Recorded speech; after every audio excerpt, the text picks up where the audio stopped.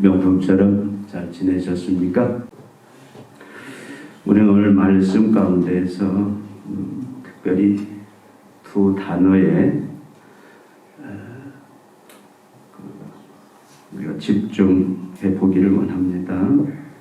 하나는 빈 무덤이 비어 있다라는 사실이고, 또 하나는 이 세마포, 무덤과 세마포라는 단어에 우리가 집중해 보았으면 합니다. 예수님이 이제 공생애 3년 반 사역 다 마치시고 금요일에 오전 9시에 십자가에 매달리십니다. 그리고 12시부터 오후 3시까지 흑암이 임하죠. 그리고 십자가상에서 7마디 말씀을 하시고, 그리고 오후 3시에 운명을 하십니다. 그래서 해가 지기 전에, 해 지면 안식일이기 때문에 안식일은 율법상 시체를 나무에 매달려 둬서는 안 되기에 예수님을 따랐던 아리마대 요셉 신부는 사내들인 공예원이죠. 아주 높은 신부입니다. 그가 예수님의 시신을 내어줄 것을 요청을 합니다. 그래서 빌라도가 예수님이 완전히 죽은 것을 아주 노련한 검시관 백부장을 통해서 확인을 합니다. 그래서 예수님이 완전히 죽으신 걸 확인하고 아리마대 요셉에게 내어줍니다.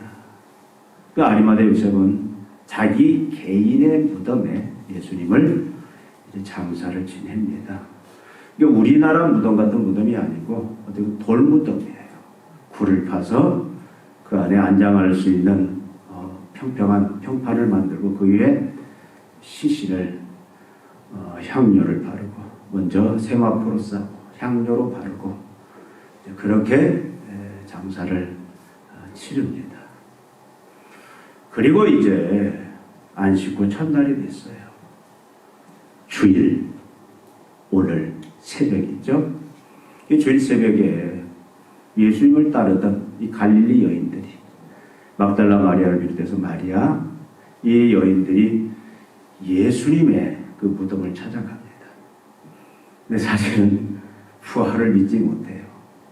그래서 예수님의 시신을 어디 미처 잘 장사하지 못한 부분이 있나, 훼손된 부분이 있나, 그래서 시신을 잘 다시 잘못되고 있으면 회복하기 위해서 이제 새벽에 가요.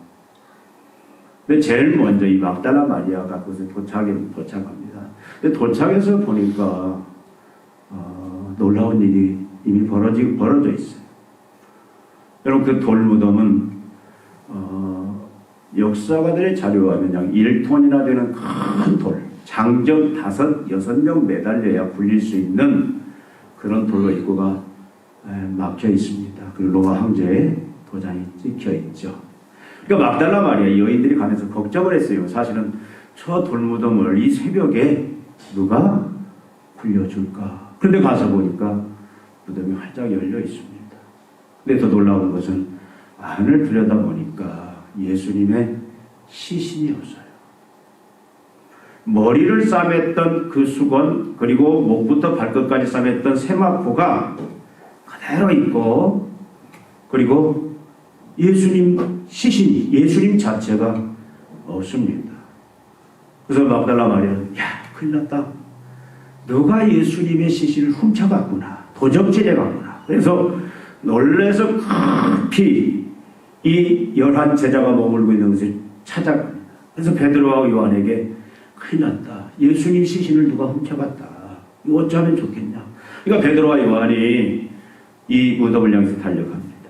요한이 좀 더 젊어요. 그러니까 요한이 먼저 도착해서 보는데 요한은 들어가지 않고 바깥에서만 보고 베드로가 달려와서 바로 그 무덤 안으로 들어가서 봅니다. 살펴봐요.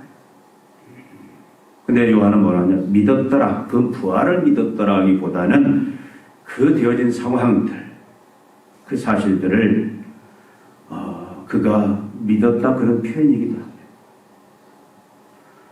여러분, 오늘 말씀 속에서 요한이 우리에게 말씀하고자 하는 핵심, 여러분도 잘 알 거예요. 바로 예수님은 부활하셨다. 그걸 지금 말씀하려고 합니다. 여러분, 예수님의 부활을 막기 위해서 얼마나 많은 대적들이 심혈을 기울입니까? 사단이 모든 세력을 다 동원해서, 로마 세력을 대표하는 빌라도를 동원해서, 헤롯을 동원해서, 그리고 유대교를 대표하는 뭡니까? 대제사장들, 바리새인들을 대동해서 예수님을 결국 논마법을 빌어서 그를 죽입니다. 이들에게는 두려움이 있어요. 무슨 두려움이 있습니까? 예수님이 계속 그가 사역 속에 말씀하셨던, 특별히 이제 십자가에 죽으시기 전에 그가 한 6, 7개월 전부터, 그리고 공생의 3년 한 9월부터 그가 구체적으로 말씀하기 시작한 인자가 십자가에 고난받고 죽고 3일 만에 다시 살아나리라. 그래서 하나님의 인자 메시아인 것이 이제 그 사역이 완성되리라. 그걸 계속 예수님 공생의 3년 9월부터 계속 말씀을 하셨거든요. 그러니까 예수님이 그의 말씀대로 다시 살아나시면 예수가 메시아 그리스도다라는 것이 확실해지기 때문에 예수님의 부활을 철저히 그들은 방해하고 막으려고 합니다. 또 그들에게는 이런 생각도 있었을 거예요. 혹시 제자들이 예수님의 시신을 훔쳐가지 아니할까? 또 어떤 목적을 가진 자들이 와서 예수님의 시신을 훔쳐가지 않을까? 그래서 그들은 철저하게 예수님 죽은 거 확인하고, 그리고 돌로 입구를 막고 로마 황제의 인을 찍고, 그리고 어떻게 했어요? 병사들을 철저하게 훈련시켜서, 교육시켜서 이 무덤을 잘 너희들 지켜라. 만약에 너희들이 제대로 지키지 못하면 책임을 면치 못한다.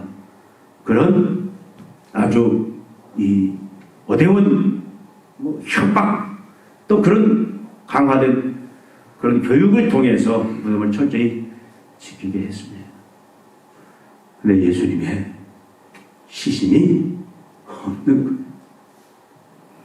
여러분, 우리는 이 본문 말씀 그대로만 봐도 이 사건 이후에 이제 예수님이 제일 먼저 부활하신 몸으로 막달라 마리아에게 제일 먼저 나타났어요. 그리고 이어서 그 여인들에게 나타나시고, 또 베드로에게 나타나시고, 그 한날, 이 주일날, 그리고 엠마오 도상에 두 제자에게 나타나고, 또 그날 밤에 도마가 빠진 10 제자들이 한 공간에 모여 있는데 무서워서 문을 잠그고 있는데 그곳에 예수님이 순간 이동하는 것처럼 문도 열어지지 않았는데 그곳에 예수님이 나타나십니다. 그리고 일주일에 도마는 뭐라고 그랬어요? 나는 예수님 보지 않고 믿을 수 없다. 그러니까 정확하게 일주일 후에 11 제자가 모여있는 곳에 예수님이 직접 그들에게 나타나 못자국 보여주십니다. 도마에게 보지 않고 믿는 자가 복되다, 그 말씀을 하시잖아요. 그리고 우리 사랑하는 좀 갈릴리 해변의 7 제자들에게 고기 잡고 있는 제자들에게 나타나고, 또 갈릴리 산에 11제자에게 나타나고, 500의 형제에게 나타나고, 또 야고보에게 나타나고, 마지막 베다니 그 산 위에서 11제자에게 나타나 도합 11번 직접 부활하신 몸으로 나타나서 보이시는데 그 기간이 약 40여일이에요. 그런데 우리는 예수님이 직접 영광스러운 부활의 몸으로 제자들에게 보이는 그 단계가 아니더라. 사실 오늘 말씀만 보아도 예수님이 정말로 그가 예언하신 대로 부활하셨구나, 그걸 알 수가 있어요. 여러분, 예수님은 분명히 죽었어요. 그걸 확인했어요. 여러분, 백부장 이 검시관들은 노련한 자들입니다. 수많은 전쟁을 치렀던 그런 백부장이면 100명의 군사를 거느린 그런 지휘관이에요. 그가 예수님이 죽은 걸 정확하게 확인했어요. 정확하게 죽었습니다. 그래서 예수님이 분명히 뭐라고 그랬죠? 물과 피를 쏟고 죽으셨다. 피를 흘릴 뿐만 아니라 물을 쏟으셨다는 얘기는 뭘 의미하냐면 보통 심장 타이어를 할 때에 물을 쏟는다고 합니다. 그러니까 완벽히 죽은 거예요, 예수님이. 그리고요, 그 예수님의 시신을 아리마다에서 무덤에 가지고 와서 머리를 따로 쌉니다. 여기 목부터 머리를 붕대로 싸듯이 똘똘똘똘 다 싸요. 빈틈없이. 그리고 목부터 발끝까지 또 붕대로, 세마포로 또 촘촘하게 다 붕대로 감듯이 헐싸요. 그리고 니고데모가 가지고 온 그 백근의 그 향료를 예수님의 몸에 머리를 발까지 다 발라요. 이건 성경의 기록들입니다. 그리고 돌무덤을 막아요. 그건 누구도 열 수가 없어요. 장정 5, 6이 모여 열 수가 있습니다.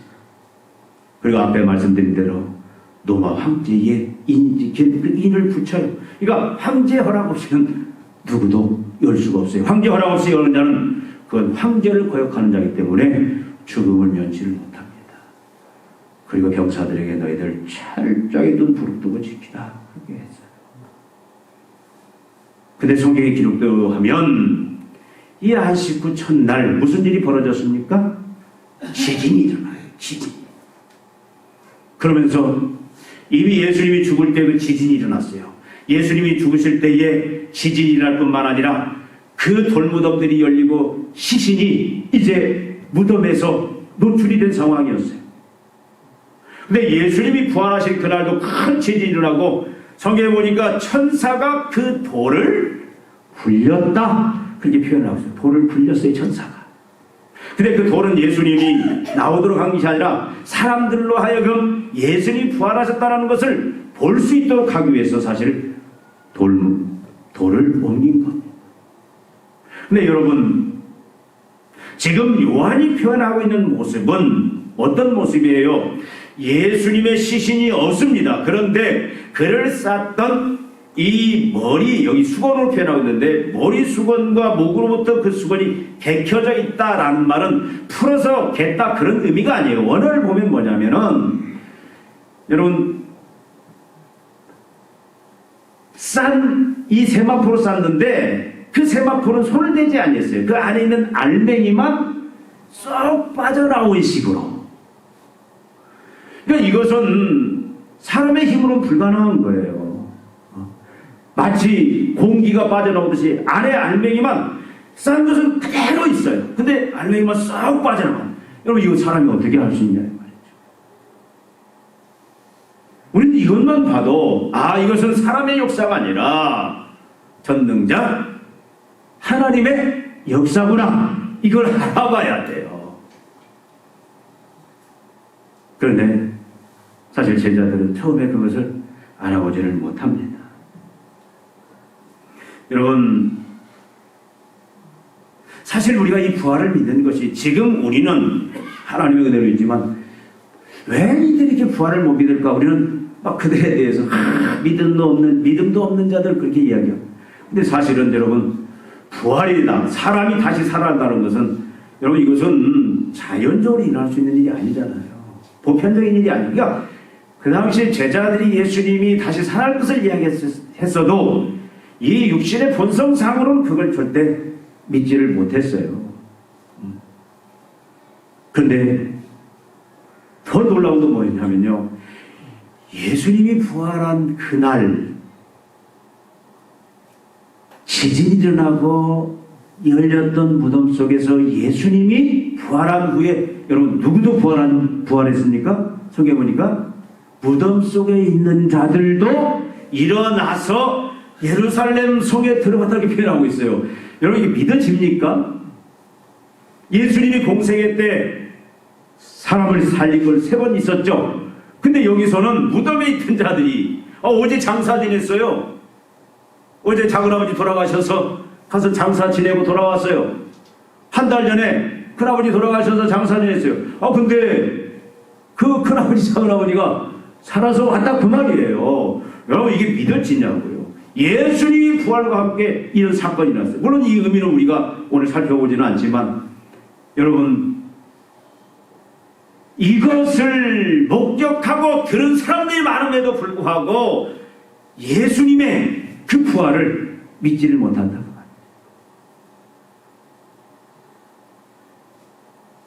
이 사실 우리가 믿음이 있으면 이 세마포의 모습만 보고도 예수님이 그가 말씀하신 대로 부활하셨구나, 다시 살아나셨구나, 그것을 믿어야 됨에도 불구하고 여러분 이것이 인간의 한계예요.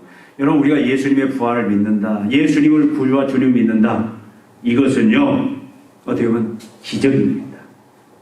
제가 목회하면서 느낀 게 뭐냐면 한 사람 불신자 전도해서 그 사람 하나님 앞으로 인도해서 그 사람 교육해서 세례받게 하고 그 사람 또 집사 되고 직분자 거기까지 안 가더라도 교회 나와서 예수 믿고 신앙 고백하고 세례받는 이것 자체만 해도 이건 기적이다. 이건 사람의 역사가 아니다 그 말이에요. 여러분 감사하셔야 돼요. 얼마나 감사한지 몰라요. 이건 하나님의 전적인 은혜의 역사입니다. 그러니까 부활은 여러분 지금 이 부활 사건은 누구의 행위냐면 여러분 우리 한글 성경은 번역들이 다 잘못되어 있어요. 한글 성경이 뭐냐면 예수께서 살아나셨다 이렇게 다 표현을 하고 있어요. 예수님이 살아나셨다는데 원어를 보면은 예수님이 살아났다가 아니에요. 수동태입니다. 하나님이 그를 죽음에서 일으키셨도다. 하나님이 그를 살리셨도다. 여러분 생명을 주관하는 것은 하나님밖에 없습니다. 그건 하나님의 역사예요. 여러분 이 부활의 사건은 너무도 중요한 사건이에요. 지금 요한은 우리가 이 사건만 보고도 예수님의 그 부활이 확실한 것을 믿을 것을 어떻게 보면 우리에게 말씀하고 있습니다. 여러분 부활의 의미가 뭡니까? 여러분 로마서 1장 4절을 한번 찾아보시기 바랍니다.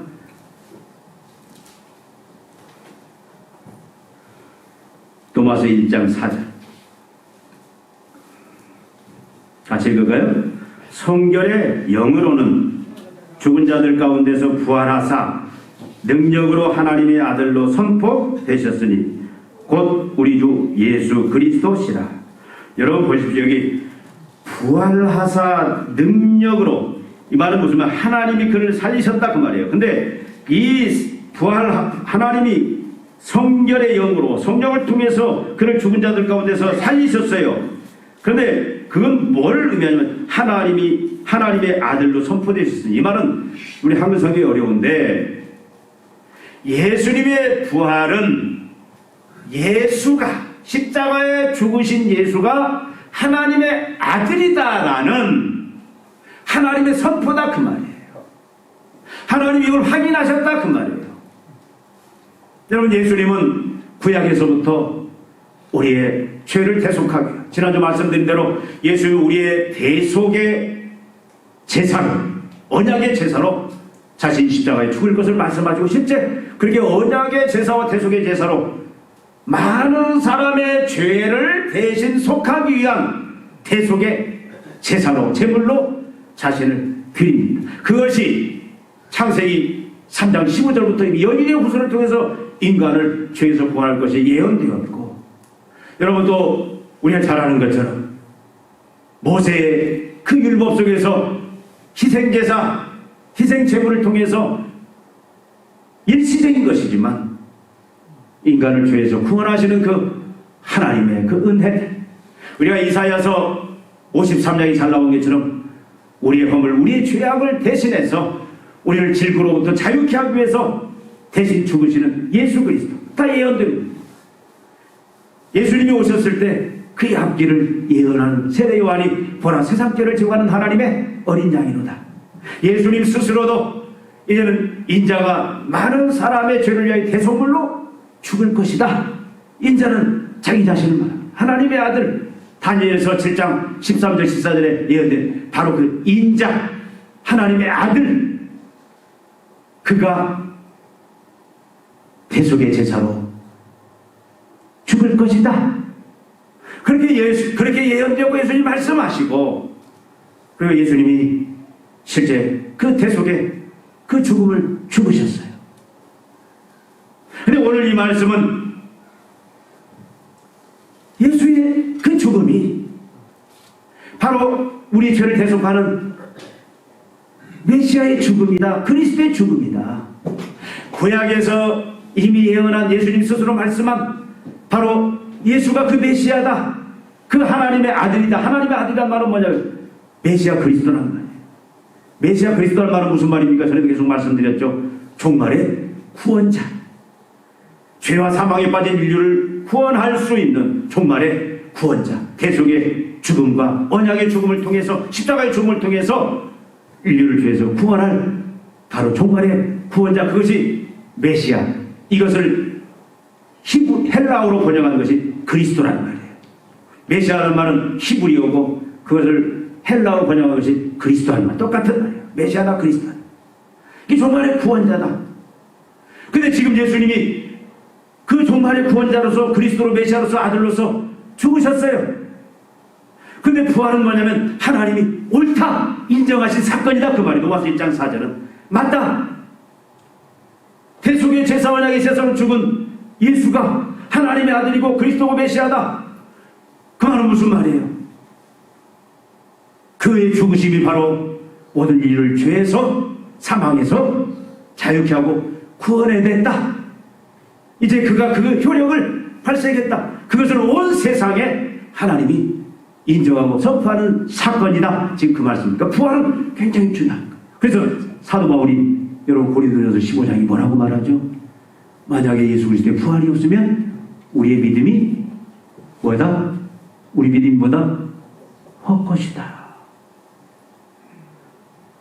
우리의 믿음도 헛것이고 우리의 모든 지금 여러분 우리 이렇게 나와서 예배드리는 것도 우리가 주님을 위해서 헌신하고 충성하는 것도 다 세상 말로 헛짓하는 거예요.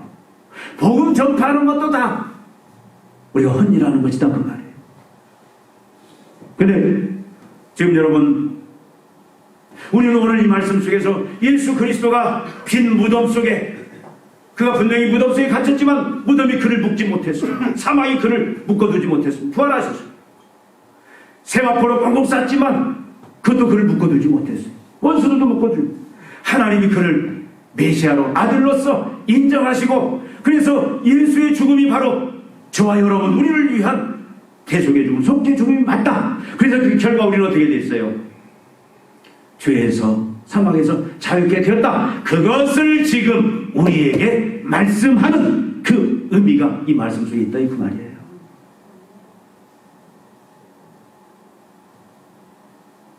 예수의 만약에 십자가의 죽으심이 거기서 끝나버렸다면 부활이 없었다면 여러분 전에도 제가 여러 번 말씀드렸죠. 예수님은 어떤 자예요? 정신병자든지 또 하나 뭐예요? 사기꾼이든지. 우리나라에도 그런 일이 많았어요. 자칭 내가 메시아다 그리스도다. 그래서 내가 이제는 온 인류를 위해서 인생들의 죄를 위해서 내가 대속의 죽음을 또 그대로 구원할 것이다. 자기가 구원자라고 실제 그렇게 외치고 그렇게 죽은 사람도 있어요. 살아났습니까? 그럼 살아났으면 우리가 어떻게 해요? 아 그럴 수도 있겠구나 하겠지만 물론 그들이 살아있을 때 기적도 일으키고 막 그랬어요. 기적도 일으키고 이 사단의 영을 통해서. 근데 만약에 살았다면 아 메시아구나 그리스도구나 우리 구원자구나 그렇게 하지만 살아나는 사람이 없었어요. 제가 옛날에 부천 그 전도관 그 중심 거기에서 조금 사역을 한 적이 있습니다. 그 당시 박태선 씨가 살아있었어요. 전도관 하나님 구원자. 근데 그분이 돌아가셨어. 근데 나이 드신 권사님들 이 성도들을 보니까 철석같이 믿고 있어. 박태선 씨가 살아난다고 부활한다고. 그래서 열심히 막 기도하고 기다리더라고. 근데 결국은 안 살아났어. 영원히 가셨어. 근데도 미련을 못 버리는 사람들이 있어요. 여러분, 일본에서도 그런 일들이 많이 벌어졌습니다. 자기가 메시아다. 그래서 많은 사람들이 죄를 계속하고, 그래서 내가 구원할 것이다. 그 죽었어요. 막 기다립니다. 산꼭대기에서 흰 옷을 입고. 근데 안 왔어. 아니, 살아나지 않았어. 그러니까 뭐라고 해요? 이상한 이야기를 해요. 뭐예요? 영적으로 살아났다고 하기도 하고. 어떤 사람 처음에는 음력을 양력으로 계산했다고 다시 계산해서 또 기다리고, 그래도 끝까지. 여러분, 인간의 이게 어리석음들이죠. 예수님이 만약에 살아나지 아니했다면 여러분, 예수님도 미치광이나 사기꾼으로 판명이 났을 거예요. 근데 하나님이 그를 살리셨어요. 메시아다, 그리스도다. 예수님이 이 땅에 오셔서 3년 반 동안 그가 행한 모든 그 메시아 사역들, 하나님의 아들로서의 사역들, 그 가르침들, 그리고 죽으심, 이 모든 것은 그가 바로 메시아다. 그 사역들, 그 죽음이 이제는 정당하게, 이제는 효력을 발생해서 거기에 참여하는 자들은 다 어떻게 예수님의 그 영생의 부활에 참여하게 될 것이다. 그것을 지금 말씀하고 있는 겁니다.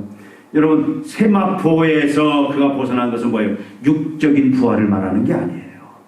부활은 여러분, 잠시 육체적으로 살아났다가 또 죽는 경우도 있습니다. 그랬잖아요.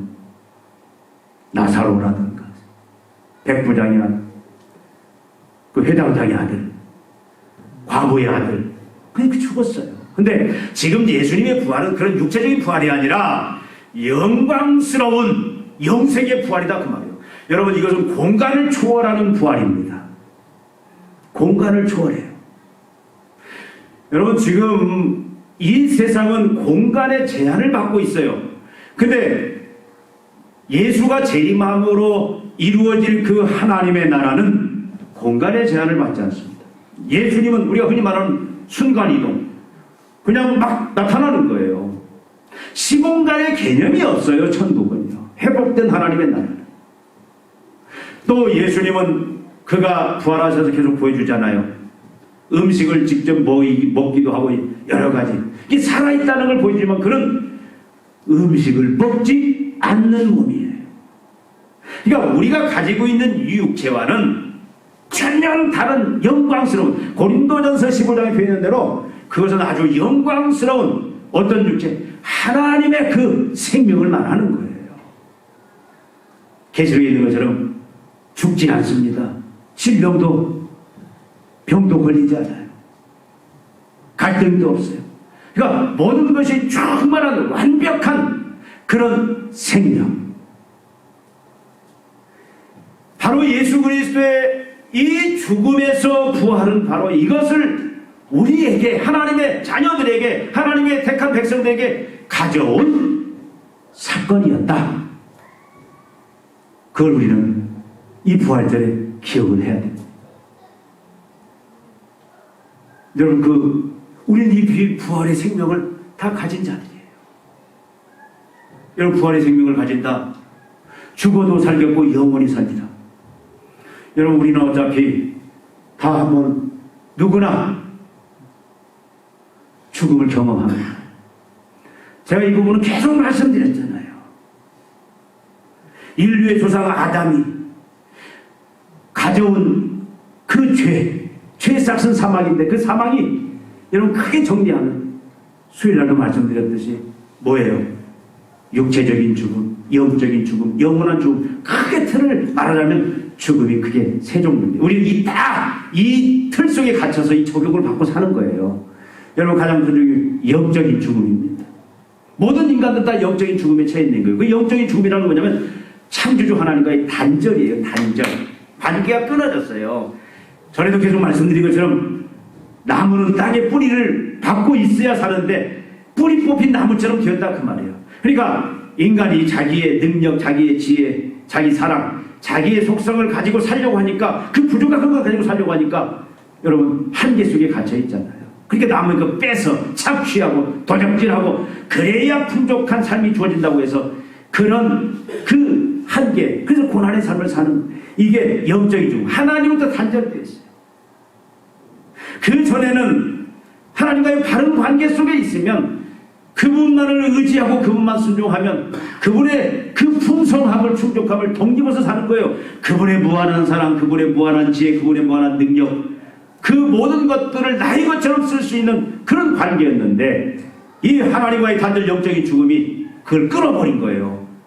그러니까 우리는 한계 속에서 비참한 삶을 살 수밖에 없는, 죽어도 땀 흘려도 여러분 우리는 먹는 것 때문에 걱정해야 되고 모든 부족함 때문에 사랑도 부족하고 지혜도 부족하고 이 부족 때문에 왜? 하나님께서 끊어졌기 때문에. 그런데 예수 그리스도의 이 부활은 전에 말씀드렸잖아요. 대속의 죽음, 언약의 죽음, 그 죽음은 이 모든 죄 문제를 다 해결했어요. 그래서 뭡니까?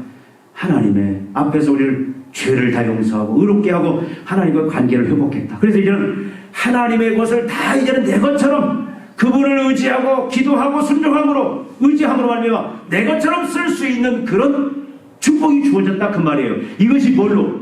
부활로서 이것이 확실하다. 지금 하나님 선포하는 거예요. 우리 얼마든지 이제는 뭐다? 하나님의 단절 속에서 이제는 하나님의 그 부요함들, 풍성함들을 내가 간구함으로 주기도문처럼 그 기도를 함으로 인하여 하나님 의지하고 순종함으로 인한 말미암아 이제는 내 것처럼 신적인 삶, 하나님과 같은 그런 영생의 삶을 누릴 수 있는 그런 특권이, 그런 권세가 주어졌다. 이렇게 살아라 그 말씀이다 그 말이죠. 그러니까 여러분, 우리 예수 그리스도 재림 때 이것이 완전해지지만 지금은 그래서 우리가 누리면서 맛보면서 살아야 되는 거예요. 여러분 어떻게 사십니까? 그 모습이 뭐예요? 날마다 하나님을 의지하는 거예요. 엎드려 기도하고 하나님을 찾고 하나님의 도움을 구하고 하나님의 능력을 구하고,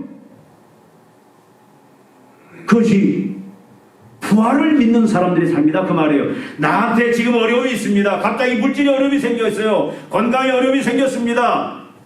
인간관계에 어려움이 생겼어요. 그래서 고통이 있습니다. 어려움이 있어요.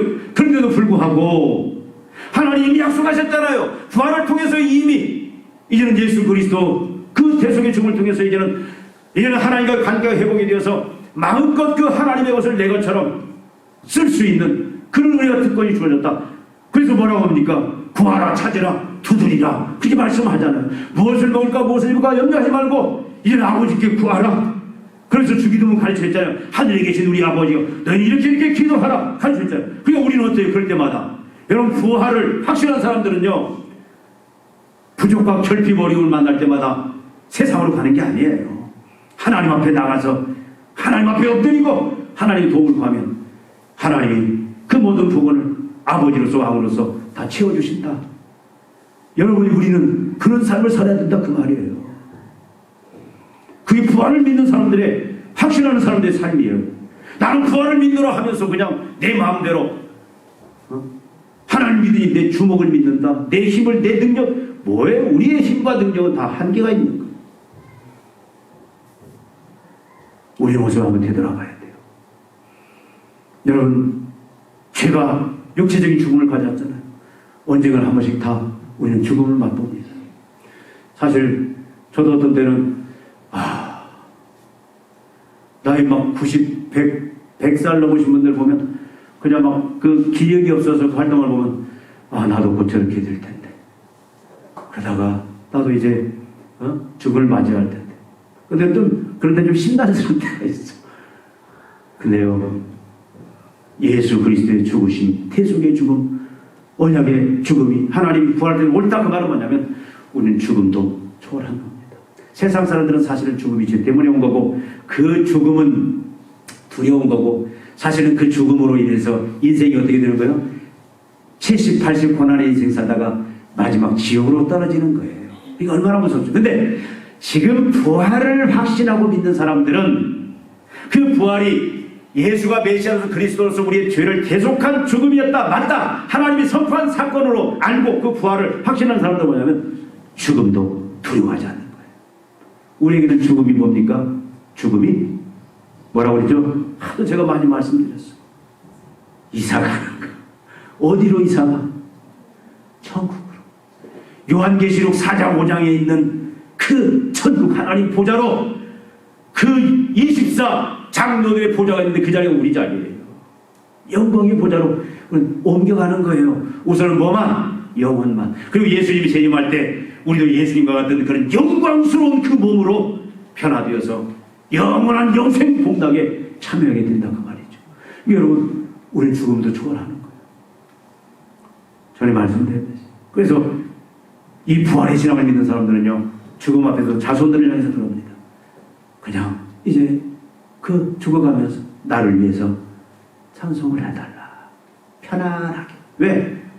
이사 가잖아요. 사글세빵 지질이 고생하다가, 예? 또 사람 때문에 고생하고 고생하는, 어떤 사람은 허리 때문에, 어떤 사람은 담소 때문에, 어떤 사람은 혈압 때문에 그냥 지질이 고생한다.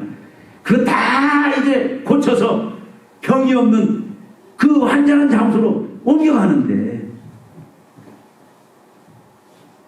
아무리 이 땅에 집이 좋은들 50평 100평인들 편안합니다. 근데 그거 필요 없어. 완벽한, 에? 그 맨션보다도, 난 집이 어떤 집이 제일 좋은지는 모르겠지만 이 땅에 있는 그 안식처 비교해도 비교할 수 없는 그런 곳으로 이사가는 건데, 옮겨가는 건데, 거기는 성경은 질병도 없고 고통도 없고 인간 간의 갈등도 없고, 그곳으로 이사가는데, 그러니까 죽음을 기다리고 죽음을 사모하는 거예요. 이게 부활 신앙을 확신한 자들의 모습입니다. 그리고 여러분, 우리는 지옥까지 안 하던데, 예수님이 여러분 부활하시 전까지 뭐 하셨어요? 우리 그렇게 생각해요. 부활하시 전에 우리가 받는 죄로 인한 고통들을 십자가에서 다 받고, 여러분 지옥의 고통까지도 우리 대신 다 받아버렸어요. 우리 지옥 안 갑니다, 여러분. 예수 그리스도의 이 대속의 죽음의 은혜에 있는 사람들. 그래서 우리가 이 말씀 기억하면서 여러분, 부활주일, 우리가 부활의 신앙을 다시 한번 확인하고 점검하고 회복해야 돼요. 여러분, 매일매일의 삶이 어떻습니까? 우리가 육체적으로는 힘도 딸리고, 참 물질의 어려움도 있고, 인간관계 어려움도 있고, 참 인생이 어떻게 보면 고달프기도 해요. 그러나 여러분, 부활의 신앙을 믿는 사람들, 여러분, 우리는 이제 하나님에게 뿌리를 내린 사람들이에요. 무한한 지혜, 무한한 능력, 무한한 사랑, 모든 존재의 근원이신 하나님이 우리의 뿌리고, 어떻게 보면 우리의 저수지와 같은 그런 분이에요. 우리는 믿음으로 연결만 하고 있으면 돼요. 믿음으로 의지하면 됩니다. 조금 더 부족하고 어려움이 있으면 하나님 앞에 매달리고, 하나님 앞에 구하고, 하나님을 찾고, 그러면 하나님이 그 모든 것들을 흘려보내서 이런 것을 독립을 살 수 있는, 그래서 부요함들, 풍성함들 넘치며 이래서 살 수 있는 그런 그 은혜가 이 죽으심, 그걸 확인하는 부활로서 주셨다 그 말이에요. 여러분의 삶은 어떻습니까? 그런 삶은 어떤 삶이겠어요? 걱정, 근심이 없어요. 두려움이 없어요. 그냥 항상 평안해요.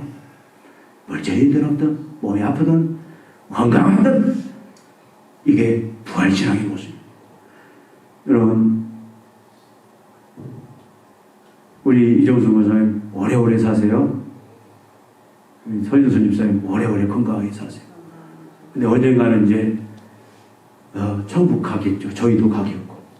그러나 그 죽음이 저주가 아니라 우리는 어디로? 영생 복락으로 들어가는 최고의 최상의 그 영생 복락으로 들어 이사가는 것. 그러니까 우리 죽음 두려워할 필요가 없어요. 지옥도 두려워할 필요가 없어요. 이 말씀 기억하면서 우리가 이 믿음을 다시 한번 회복하고, 이 삶을 회복하고, 우리 주위에 예수 그리스도의 이 대속의 죽음의 은혜 밖에 있음으로 말미암아 이걸 누리지 못하는 불안, 걱정, 거짓, 두려움 속에 살아가는 자들에게 우리가 이 복음을 전함으로 말미암아 그들도 이 영생에, 이 부활의 생명에, 이 축복에 참여할 수 있게 하는 그 역할들을 또 우리가 이 부활주일에 감당해야 되겠습니다. 기도하시겠습니다. 하나님 아버지, 저희가 부활주일을 맞이하여 예수님의 부활의 의미를 살펴봅니다. 예수님의 부활은 확실한 부활이었고, 참으로 그 부활은 예수 그리스도께서 메시아요 그리스도요 하나님의 아들이심을 하나님이 확증하고, 예수의 죽음이 이제 우리를 죄와 사망으로부터 완전히 구원한, 자유케 하는 하나님 구원의 사건이었음을 확인시켜준 귀한 성으로 사건이었던 것을 다시 한번 저희들이 살펴봅니다. 저희 예수 그리스도의 죽으심과 부활을 통해서 이미 우리에게 주어진 그 축복들, 은혜들, 영광들, 권세들 다시 한번 회복하게 하여 주시고 누리는 주의 믿음의 백성들로 우리를 만들어 주시옵소서. 세상을 향하여 전하는 자들로 사용하여 주시옵소서. 예수님의 이름으로 기도하옵나이다. 아멘.